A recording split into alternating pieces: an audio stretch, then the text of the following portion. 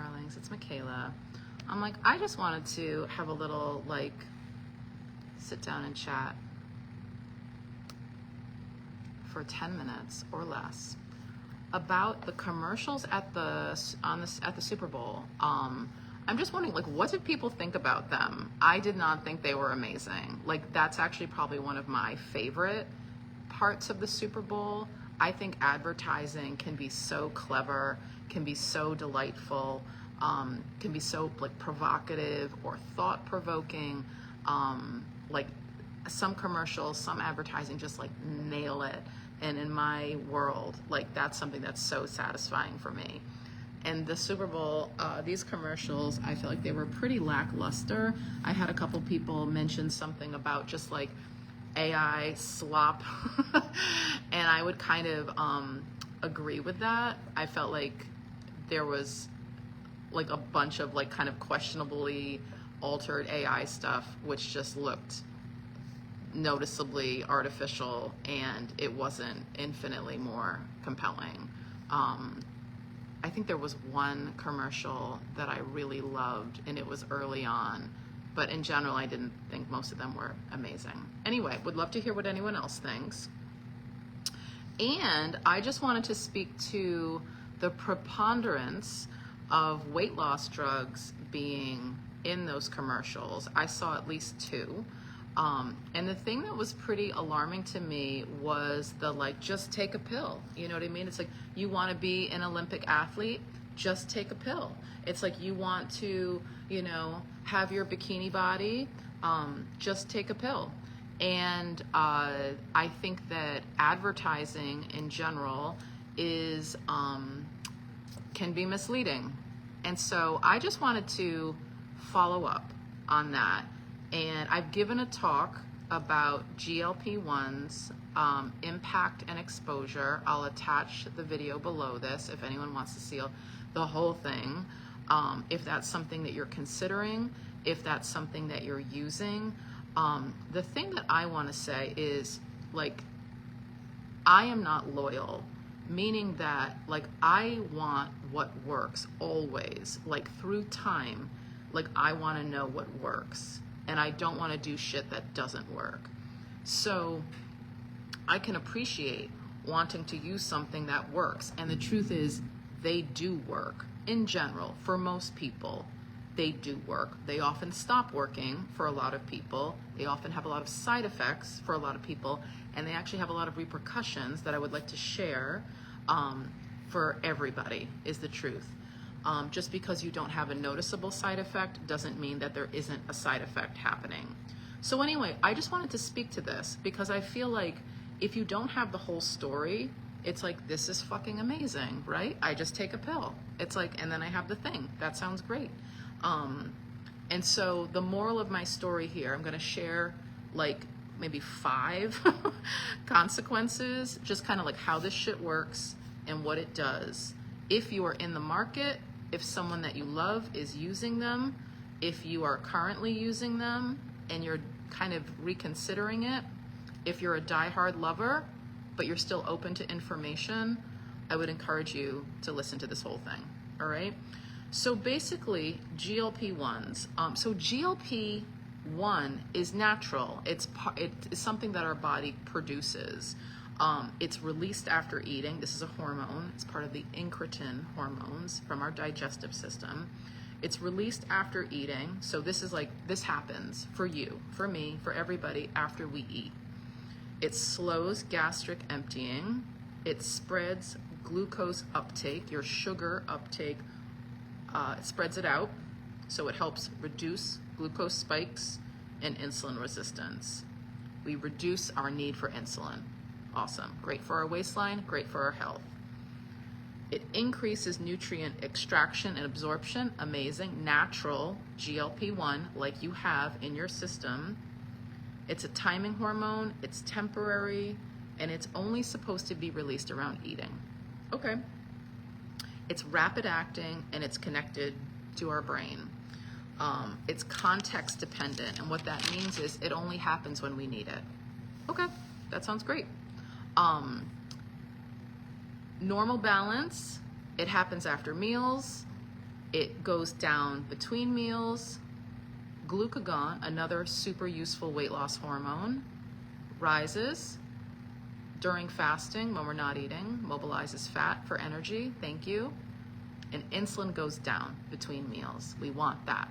So then our body can use our body fat for energy. Forced GLP-1 drugs, chemical GLP-1s, they try to mimic GLP-1, which is not there all the time, but they are.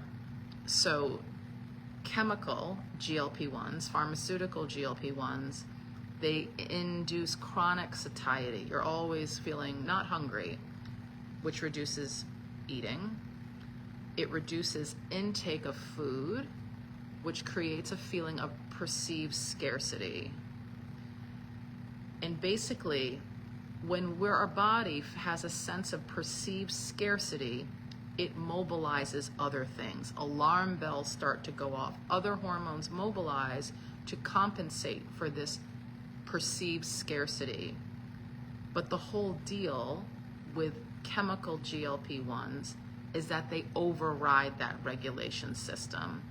And that's why people experience not only fat loss, but muscle loss, and also bone loss, and also metabolic damage.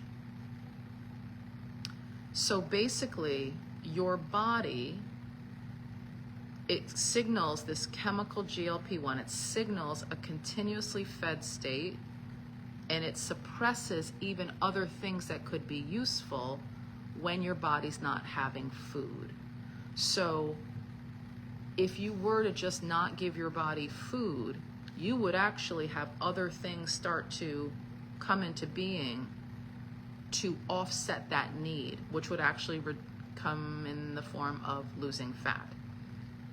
But this state suppresses other hormones that are actually helpful in that fact.